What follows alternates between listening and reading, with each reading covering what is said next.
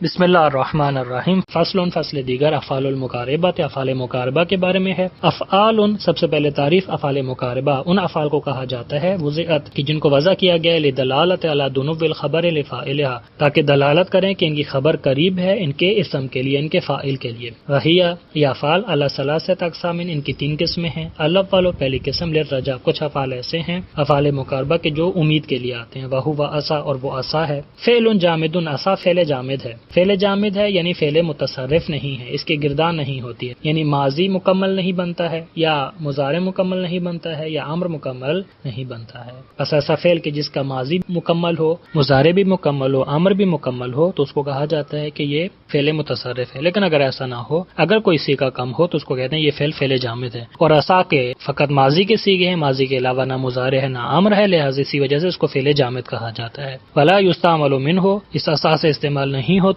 غیر الماضی، ماضی کے علاوہ کوئی اور صیغہ استعمال نہیں ہوتا ہے۔ وہ فی العمل مثل کانا، اور یہ عمل میں کانا کی طرح ہے۔ کانا کا جو عمل ہے افعال ناقصہ کا جو عمل ہے افعال مقاربہ کا بھی وہی عمل ہے۔ جیسے یہ مثال عصا زید ان یقوما، الا مگر یہ کہ افعال ناقصہ میں خبر کی کئی قسمیں تھی، لیکن یہاں پر الا مگر یہ کہ ان خبرہ فعل المضارع، کہ ان کی خبر افعال مقاربہ کی خبر فعل مضارع ہوتی ہے، یا عصا کی خبر فعل مضارع ہوگی مع ان کے ساتھ۔ نحو عصا زید ان یخرج، ویجوز تقدیمہ، اور اس خبر کو مقدم کر دینا جائز ہے۔ نحو عصا ان یخرج زید، اگر ہم مقدم کر دیں گے خبر کو تو یہ عصا ناقصہ نہیں ہوگا بلکہ عصا تامہ ہوگا۔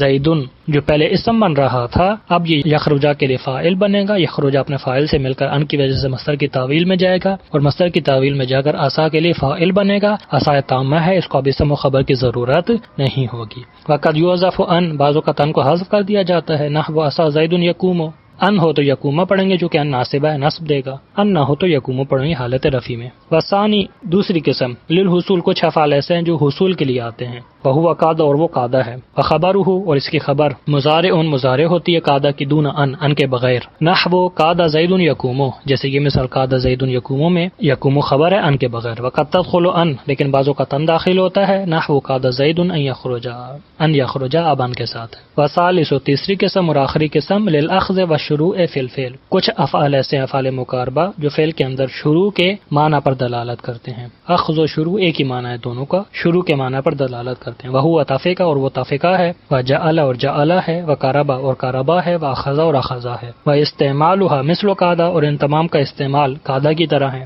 جیسے تفقہ زید یکتب الی آخرہ، باقی مثال آپ خود بنا سکتے ہیں۔ واوشکا، اور اوشکا بھی اس کے لیے آتا ہے اخذ و شروع کے لیے۔ واستعمالہ نحو عصا و قاعدہ، اور اس کا استعمال جو ہے عصا و قاعدہ دونوں کی طرح ہے، عصا کی طرح بھی استعمال ہوتا ہے اور قاعدہ کی طرح بھی استعمال ہوتا ہے، یعنی برابر ہے، ان کا داخل کرنا اور نہ داخل کرنا برابر ہے۔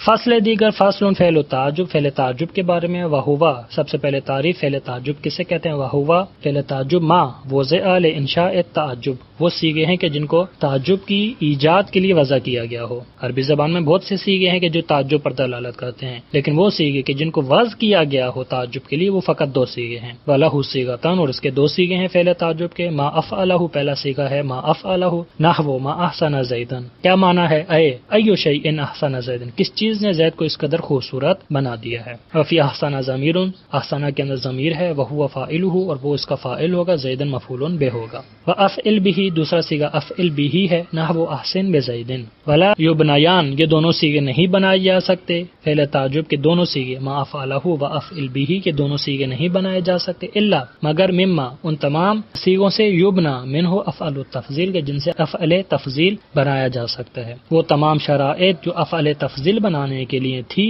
وہ تمام شرائط یہاں پر بھی موجود ہوں گی۔ وَيَتَوَسَّلُ فِي الْمُمْتَنِعِ، لیکن اگر ایک ایسا صیغہ ہو گیا جس سے فعل تعجب نہیں بن سکتا تھا تو وہاں پر ہم کیا کرتے تھے، کچھ قواعد تھے۔ لہٰذا وہ صیغہ کہ جس سے فعل تعجب نہیں بن سکتا ہے تو یہاں پر بھی ممتنع صیغے کے اندر ہم متوسل ہوں گے بمثل ما اشد، لہٰذا وہ تمام شرائط جو ہاں موجود تھی انہی شرائط کی بنا پر ان 2 صیغوں کو بنایا جا سکتا ہے۔ کما عرفتہ، جیسے پہچان چکے ہیں آپ۔ ولا يجوز التصریف فیہ، ان کی گردان جائز نہیں ہے، ان کے اندر گردان نہیں ہو سکتی، فقط یہ 2 صیغے ہیں۔ غلط تقدیم بزیدن، اور زیدن جو ان کے بعد آ رہا ہے اس کو مقدم نہیں کر سکتے ما احسنا پر یا احسن پر۔ غلط تاخیر، مؤخر کرنا بھی جائز نہیں ہے۔ ولا الفاصل، اور فاصلہ درمیان میں لانا جائز نہیں ہے. لیکن والمازنی اجاز الفصل بالظرف، مازنی نے اجازت دی ہے کہ فاصلہ لایا جا سکتا ہے بالظرف، ظرف کے ساتھ. نحو جیسے یہ مثال ما احسن الیوم زیدن، تو الیوم ظرف ہے لہذا احسن اور زیدن کے درمیان آیا ہے اور فاصلہ ہوا ہے. ہم پہلے بھی بیان کر چکے ہیں بہت سے قواعد ایسے ہیں کہ جو باقی جگہوں پر جاری نہیں ہوتے، ظرف میں جاری ہوتے ہیں، لہذا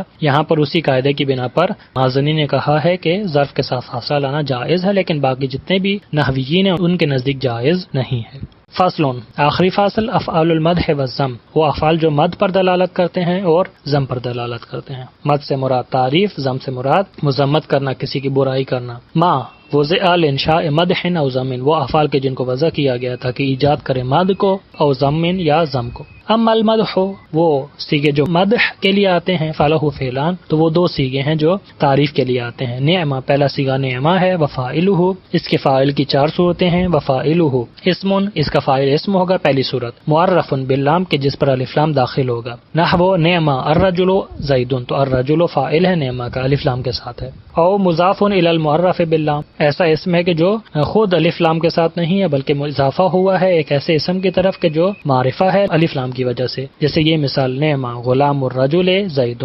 وقت یکون فاعلہ مضمرا، بعض اوقات اس نعمہ کا فاعل ضمیر ہوتا ہے. یجب تمییزہ بنکرۃ منصوبۃ، تو اس صورت میں اس ضمیر کی تمیز لے کر آنا واجب ہے نکرہ منصوبہ کے ساتھ. جیسے یہ مثال نعمہ رجلا زید، تو نعمہ کے اندر ضمیر ہے ہوا جو فاعل ہے، رجلا تمیز ہے، او بما یا ما کے ساتھ تمیز لے کر آنا واجب ہے. نحو قولہ تعالی، جیسے اللہ تعالیٰ کا یہ قول فنعم ما ہی، نعمہ میں ضمیر ہے ہوا، وہ فاعل ہے، ما کے ساتھ تمیز لے کر آئے ہیں، اصل میں ہے اے نعمہ ما ہیا، تو ما یہاں پر تمیز ہے. بس 4 صورتیں ہیں. وزید، ان تمام مثالوں میں جو زید ہم نے ذکر کیا ہے، یسمى المخصوص بالمدح، اس کو مخصوص بالمد کہا جاتا ہے. ومنہا، اور ان افعال مد میں سے حبذا، دوسرا فعل حبذا ہے. نحو حبذا رجلا زید، فحب فعل المد، حبا فعل مد ہے، وفاعلہ ذا، اور اس کا فاعل ذا ہے. والمخصوص زید، اور مخصوص بالمد زید ہے. ورجلا تمییز، اور رجل جو ہے درمیان میں جو ہم نے ذکر کیا ہے وہ تمیز ہے.